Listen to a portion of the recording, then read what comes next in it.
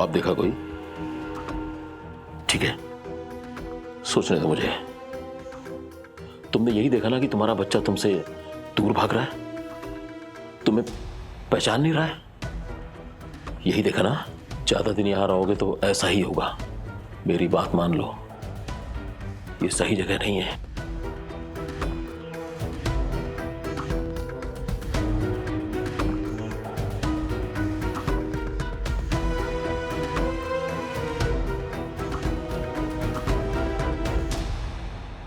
मैं वो सब करने को तैयार हूं जो तुम चाहते हो।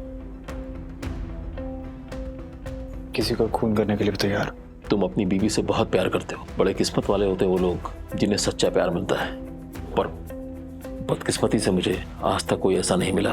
पर ऐसा प्यार किस काम का जो भोले भाले इंसान को कातिल बना दे। तुम मुझे मेरा इरादा बदलने पे मजबूर कर रहे हो क्या? नहीं, क्योंकि तुमने ये फैसला कर लिया है। तुम्हारी आंखों में मुझे साफ साफ दिख रहा है तुम अपना इरादा नहीं बदलोगे। तो मुझे बताओ, मुझे क्या करना होगा? मुझे उस इंसान को कैसे मारना है? मैंने पूरा प्लान बनाया हुआ है। सबसे पहले मुझे तुम्हें यहां से बाहर निकालना होगा। उसके लिए मैंने अपने सबसे काबिल वकील से बात कर ली है। तुम्हारी बेल पर काम करने के लिए कहूंगा, वो तुम्हें बाहर निकालेगा। बस यही है तुम्हारा प्लान? तुम्हारा वकील मुझे जेल से बाहर निकलवाएगा। मेरा कोई वकील मुझे जेल से बाहर नहीं निकलवा पाया तो तुम्हारे वाला बेल कैसे करवाएगा? तुम्हारे सारे वकील अनाड़ी थे। मेरा वकील लोमड़ी है, लोमड़ी, जो तुम्हें बाहर निकालेगा। अगर तुम्हारा वकील इतना अच्छा था तो तुम्हें बाहर क्यों नहीं निकलवा पाया? मैं रंगे हाथों पकड़ा गया था, इसलिए मेरा केस मजबूत है। तुम्हारे केस में कोई भी एविडेंस नहीं है, तुम आसानी से बाहर निकल जाओगे। अपने वकील से बात करूंगा मैं, वो तुम्हें बाहर निकालेगा। मैं जानता हूँ रीत, तुम मेरे इस फैसले को कभी सही नहीं मानोगी, लेकिन मेरे पास अब कोई रास्ता नहीं बचा है।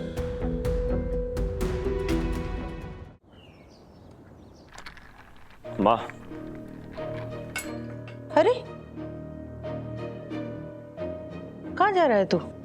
मैं कहीं नहीं जा रहा, आप जा रही हैं, वो भी गांव। क्या? मैं गांव जा रही हूँ? माँ, आप गांव जा रही हैं और वहां जाकर ऐसी तैयारी कीजिएगा कि उन्नति को वहां किसी चीज की तकलीफ ना हो। माँ, उसकी पसंद की सारी चीजें होनी चाहिए। क्या? मैं तेरी बीबी की नौकरानी हूँ जो ये सब करने जाऊंगी वहां पर? तेरा दिमाग खराब हो गया है विक्रांत। कभी तो मुझे देवी बनाकर सिंहासन पर बिठा देता है और कभी कहता है कि तेरी बीबी की नौकरानी बनकर मैं गांव चली जाऊं। तेरे दिमाग में चलता क्या रहता है? मुझे माफ कर दीजिए माँ। अरे मुझे माफ कर दो, मुझे ऐसा करना पड़ रहा है। उठ। अब इधर आइए। आप ही बताइए, आपके सिवा कौन है मेरा? किसके पास जाऊं मैं? इतने अरमानों से शादी कर कर उन्नति को अपनी पत्नी बनाकर लाया था मैं, पर वो एक नंबर की भगोड़ी निकली है। बात बात पर घर छोड़कर भागने की कोशिश करती है, मुझे छोड़ना चाहती है। क्या करूं मैं? अगर आज मैं उसे अकेले आपके साथ गांव भेज देता हूं, क्या आप उसे संभाल पाओगी? नहीं ना। वो अगर आपको चकमा देकर वहां से भाग निकली तो मैं तो आप ही को जिम्मेदार ठहराऊंगा ना। और फिर हमारा रिश्ता टूट जाएगा।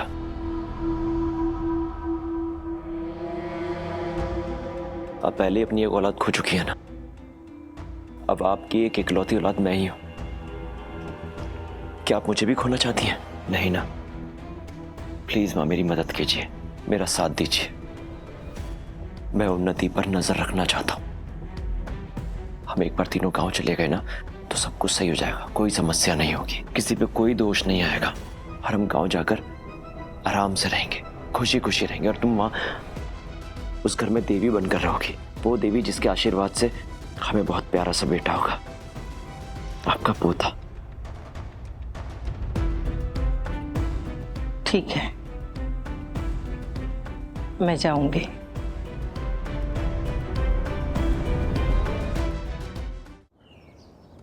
हे भगवान, ये क्या हो रहा है? हमें निशाना बनाया जा रहा है और अगर वो लोग वापस आ गए तो? और हमारे पास तो कोई सिक्योरिटी भी नहीं है, फिर हम लोग क्या करेंगे? मम्मी प्लीज अब ये रोना धोना बंद करो। अभी इस समय ना हमारे लिए सबसे ज्यादा जरूरी ये है ये पता लगाना कि ये गोली चलाई किसने और क्यों, वो भी ध्रुव पर। अभी वही सोच रहा हूँ ना, मेरा किसी से ज्यादा लेना देना है ना, किसी से कोई फालतू की लड़ाई है ना, कोई दुश्मनी है, तो फिर ऐसा क्यों करेगा कोई मेरे साथ? ध्रुव तुझे याद है मैं तेरे कमरे में कपड़े लेने आई थी वो धोने के लिए, मैंने उसी टाइम खिड़की से कुछ तो आवाज सुनी थी, मुझे लग रहा था तभी से कुछ तो गड़बड़ है, मुझे ध्यान से देख लेना चाहिए था, अगर मैं सुन लेती तो। स्मिता रिलैक्स, इसमें तेरी कोई गलती नहीं है। तुझे थोड़ी पता होगा कि कोई गोली चलाने वाला है मुझ पे, या घर में किसी पे भी कोई गोली चलाने वाला है, कैसे पता चलेगा? नहीं ध्रुव, मुझे देख लेना चाहिए था ध्यान से। तो प्लीज शांत हो जा। ध्रुव, दीदू, ध्रुव, तू ठीक है ना? कहीं चोट तो नहीं लगी, गोली तो नहीं लगी? तू रिलैक्स हो जा, मैं ठीक हूँ, मुझे कुछ नहीं हुआ, सब ठीक है। खिड़की दरवाजे क्यों खुले हैं? रीत,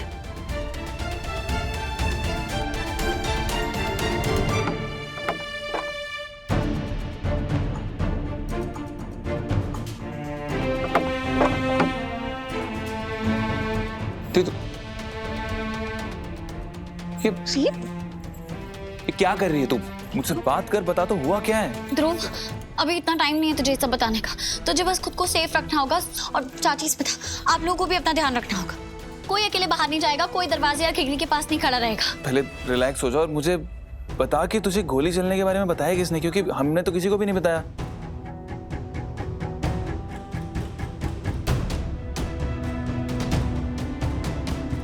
ध्रुव, मुझे बताया है किसी ने, वो जरूरी नहीं है, जरूरी ये है कि तू सेफ रहे। सही कह रही है, मुझे नहीं, हम सबको सेफ रहना चाहिए, और सेफ रहने का सबसे सही तरीका ये है कि हम पुलिस को इन्फॉर्म कर दें कि हमारे घर पे हमला हुआ, राइट? हाँ, तो मैं पुलिस को कॉल करता हूँ। पुलिस नहीं, तो पुलिस को फोन नहीं कर सकता, बिल्कुल नहीं।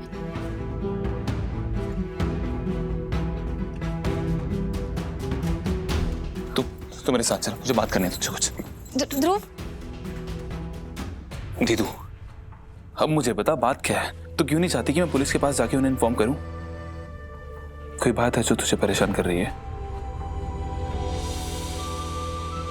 तुझे पता है क्या ये सब किसने किया है?